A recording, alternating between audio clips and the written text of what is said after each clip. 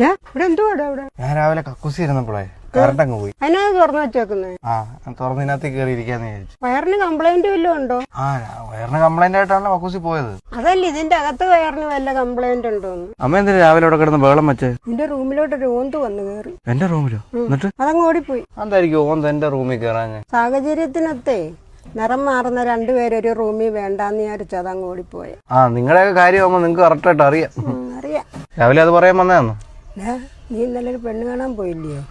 അവര് വിളിച്ചായിരുന്നു. വിളിച്ചു. അവർക്ക് എന്നെ വേണ്ടായിരിക്കും അല്ലേ? അവർക്ക് പണിയുള്ള ചെറുക്കനെ മതി താനും, ഇവിടുത്തെ ചെറുക്കന് പണിക്ക് പോകാൻ മടി താനും. പിന്നെ എങ്ങനെ ശരിയാകും? ഇത്ര വൃത്തികെട്ട കുടുംബത്തിലെ കാണാം പെണ്ണ് കാണാൻ പോയത്. ഫ്യൂസ് ഒക്കെ കെട്ടിയോ? ഫ്യൂസ് ഒക്കെ എപ്പോഴേ കെട്ടി. ഫ്യൂസ് വരെ കെട്ടി. ഇനി എന്റെ മോൻ എന്നാ കെട്ടുന്നത്? ഞാൻ വന്നപ്പോളേ ഈ വയറും കൂടെ ബന്ധം വേർപെടാൻ റെഡിയായി നിൽക്കുന്നു. ഞാനാ ഇവരെ ഒന്നിപ്പിച്ചത്. എന്നാ നാളെ തൊട്ടേ കുടുംബക്കോടതി സോമമക്കലിന്റെ കൂടെ പോ ഉമസ്തനായിട്ട്.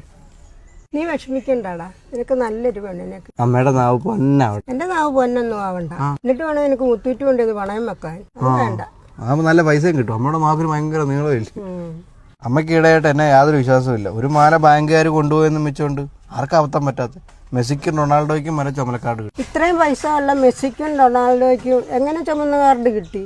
അവർക്ക് വെള്ളക്കാർഡല്ലേ കിട്ടണ്ടേ? മെസ്സി അവിടെ നിൽക്കുന്നുണ്ടായിരുന്നു ചുമന്ന കാർഡിന്റെ കിറ്റ് മേടിക്കാൻ.